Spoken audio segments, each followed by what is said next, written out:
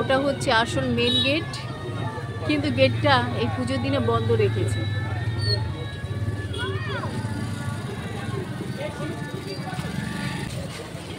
আমি এই মুহূর্তে দাঁড়িয়ে রয়েছি কৃষ্ণনগরের রাজবাড়ি। ঐতিহ্য মণ্ডিত কৃষ্ণনগর, ঐতিহ্যশালী এই জগদ্ধাত্রী পুজো। সেই জগদ্ধাত্রী পুজোর ভিডিও করতে আজকে আমি এসেছি। জগদ্ধাত্রী পুজো কেমন হয় তা সঙ্গে থাকুন পুরো ভিডিওটা দেখার জন্য। লাইক, শেয়ার, কমেন্ট, সাবস্ক্রাইব করবেন। ধন্যবাদ। আমার পেছনেই রয়েছে রাজবাড়ি। রাজবাড়ির যে মেন গেটটা সেটাকে বন্ধ করে রেখেছে, এটা আউটসাইডের গেট, এটাকে খুলে দিয়েছে। তার মধ্যে প্রচণ্ড বৃষ্টি, ট্রেন থেকে নেমেছি, প্রচণ্ড বৃষ্টি। দেখুন কি অবস্থা রাস্তার। ওপাশটায় মেলাও হচ্ছে, মেলা যে কভার করে আপনাদের দেখাবো তার উপায় নেই। চলুন রাজবাড়ির ভেতরে, ব্যাক ক্যামেরায় আপনাদের আমি দেখাচ্ছি, ঠিক আছে?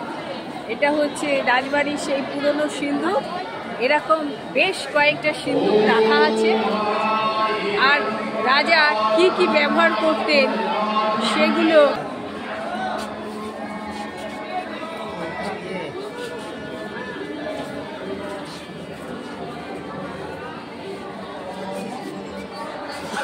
এগুলো সব রাখা, নিত্য প্রয়োজনীয় যা যা ব্যবহার করতেন। চলুন এদিকে যাই। উনি হচ্ছে গোপাল ভাঁড়, ইনি হচ্ছে কৃষ্ণচন্দ্র রাজা। একসময় এই রাজবাড়ি বিশাল বড় ছিল, রক্ষণাবেক্ষণের অভাবে কিছু বিক্রি করে দিয়েছে, আর কিছুটা ধরুন 100 ভাগের 20 ভাগ বাঁচিয়ে রেখেছে। আর এই বংশক্রমে যিনি বেঁচে আছেন রাজমাতা, তিনি থাকেন কলকাতায় বালিগঞ্জ। পুজোর সময় এখানে আসেন, কিন্তু এত ভিড়, আর পুজো যেহেতু চলছে ওনার সঙ্গে দেখা করা যায়।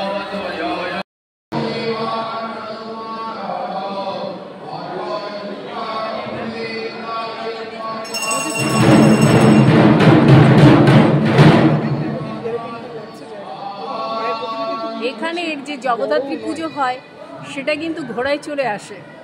দেখতে পাচ্ছেন সামনে ঘোড়া।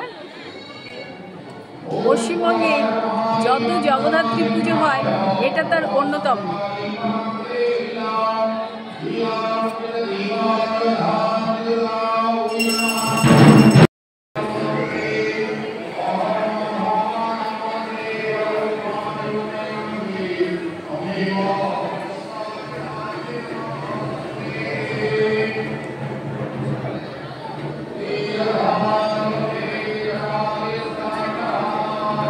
জগদ্ধাত্রীর পেছনটা ওই গ্লাসে আপনারা দেখুন, ওই যে গ্লাসটা।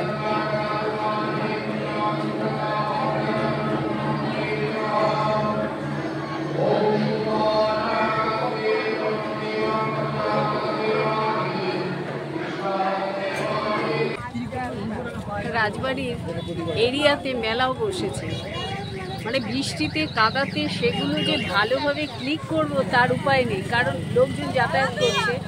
যাই হোক, দেখতে পাচ্ছেন মেলা বসেছে দুদিকে। এটা হচ্ছে মেন, এই গেটটা বন্ধ রেখেছে, ডান সাইডে গিয়ে একটা গেট খুলে দিয়েছে।